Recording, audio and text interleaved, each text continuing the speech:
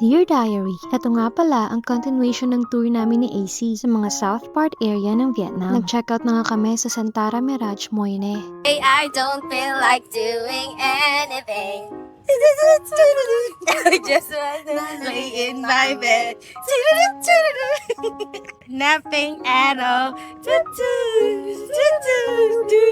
Pabiyahe naman kami ng 3 oras papunta sa city ng Ho Chi Minh na mas kilala sa tawag na Saigon. Kung hindi niyo pa napanood yung aming ginawang tour sa isla ng Muine, nasa YouTube at Facebook channel ko na. This time, sumakay naman kami ng sleeper bus. At pagkatapos pa nga ng ilang oras na biyahe, narating na namin ang Ho Chi Minh. Saka lang din na-realize ni AC na dala-dala niya pala yung susi ng motor. Naalala niyo yung narentahan namin? Importante ang motor ang di nadala. Nasa Saigon na kami. Tapos yung motor sa Sentara nakapark. Ang susi, dala niya sa bag niya.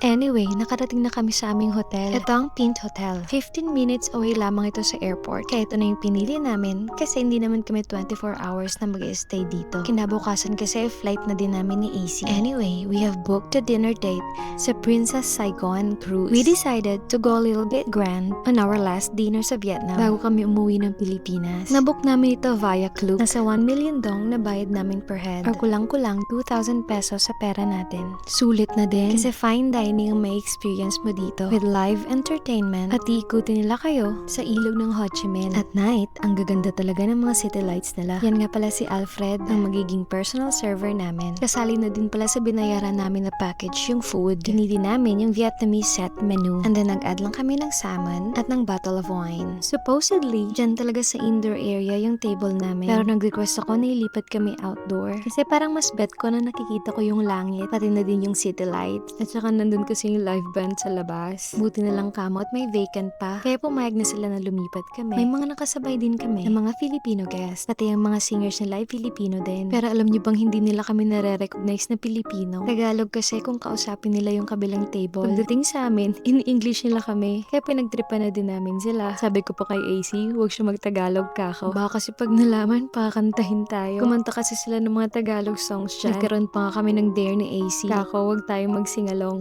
VST medley pa yung kinanta nila. Kaya kami tawa ng tawa. Kasi nagpipigil talaga kaming kumanta. Pero later on, yung nag-dancing queen na yung kanta. Kasi sinabot niya kasi sa mga audience yung mic. Nung napunta sa akin, wala na akong choice kundi kumanta na din. Nagulat yata yung singer na babae. Kasi sabi niya pa, "Are you a singer? You look like a singer with your hair." Sinagot ko siya ng Tagalog. Opo, kumakanta po ako. Sabi pa nila, "Hala, Pinoy pala kayo." Akala daw nila mga Vietnamese at African. Well, lagi naman talaga ako ng pagkakamalang African. Minsan naman American. Dahil kasi ito sa buhok ko. Anyway, may mga nag-entertain din sa amin dyan ng mga magician. Ang gagaling talaga nila. At masasabi namin sulit na sulit ang dinner namin ito. Bago kami bumalik ng hotel, nakipagkita muna kami sa friend ko nung college. Si Kuya Julius, isa na siyang teacher sa Vietnam. Kasama niya nang nag-reside yung asawa niya at mga anak nila. Sa kanya na din namin pinasuyo yung susi ng motor na nakalimutang isoli ni AC. Kinabukasan, pagdating namin ng airport, kumain muna kami at nag-rate ng top 5 favorite memories na ginawa namin sa tour na ito. Palagi kaming may ganyan na session ni AC at nakakatuwa at masayang balik-balikan. Hanggang sa muli, Vietnam. Thanks for watching.